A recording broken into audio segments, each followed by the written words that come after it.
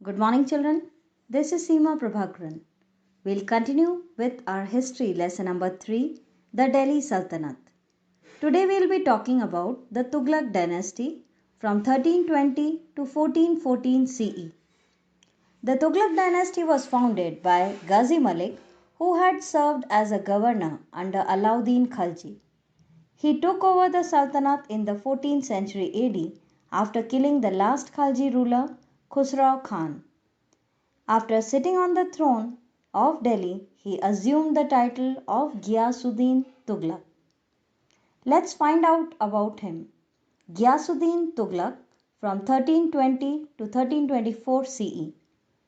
He proved to be a just ruler. He consolidated his power and suppressed the nobles who had asserted their independence. He founded the city of Tughlaqabad. He was a good administrator.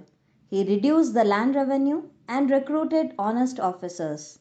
During his reign, many public utility works were carried out. He reformed the judicial system. He had a short reign and died in an accident when he was returning from an expedition. Next is Muhammad Tughlaq from 1324 to 1351 CE. Muhammad Tughlaq, the son of Ghiyasuddin Tughlaq, ascended the throne in 1324. He was the most controversial sultan. He was a capable administrator, commander, and a good scholar.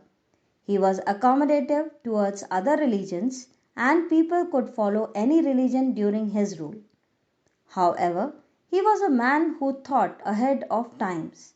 His plans and intentions were good, but were carried out without proper planning, which resulted in their failure. As soon as he ascended the throne, he embarked on the policy of conquest. Contribution of Muhammad Tughlaq. First is shifting of the capital. One of Muhammad's measures that caused much resentment among the people was the shifting of the capital to Devagiri near Maharashtra. At the time, the Tughlaq Empire included Delhi, Gujarat, Malabar, and Afghanistan. Ziauddin Barani, a historian who lived during the Tughlaq's period, says Muhammad began to feel Devagiri was more centrally located than Delhi to rule over his vast empire.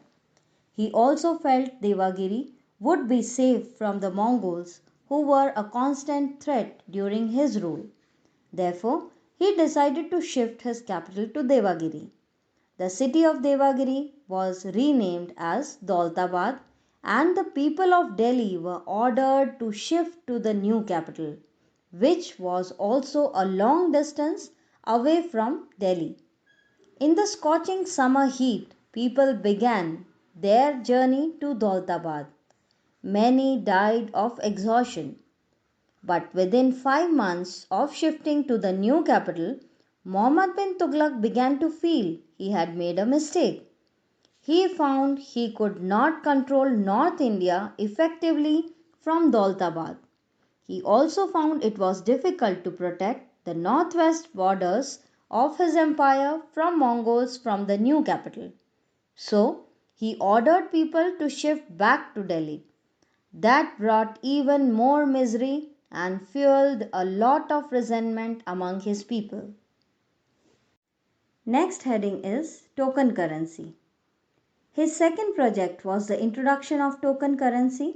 The innovative scheme was good, but it also ended in a failure. This was because there was shortage of gold and silver. He introduced the currency of copper and brass coins in place of gold and silver coins. The plan in itself was good, but the Sultan could not take any step to check forgery, and the result was that people began to mint coins in their houses. As a result, foreign trade suffered. The state treasury was thus flooded with forged coins. At last, the Sultan decided to withdraw the copper coins, and people were paid back in gold and silver coins. Next heading is the Doab tax. Third experiment was his decision to increase taxes in the Ganga Yamuna Doab region.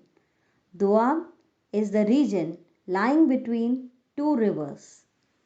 Unfortunately, the very same year, this fertile region suffered a famine.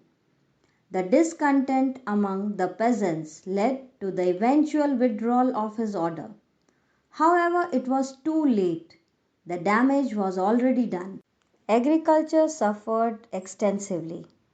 His unsuccessful experiments made him quite unpopular.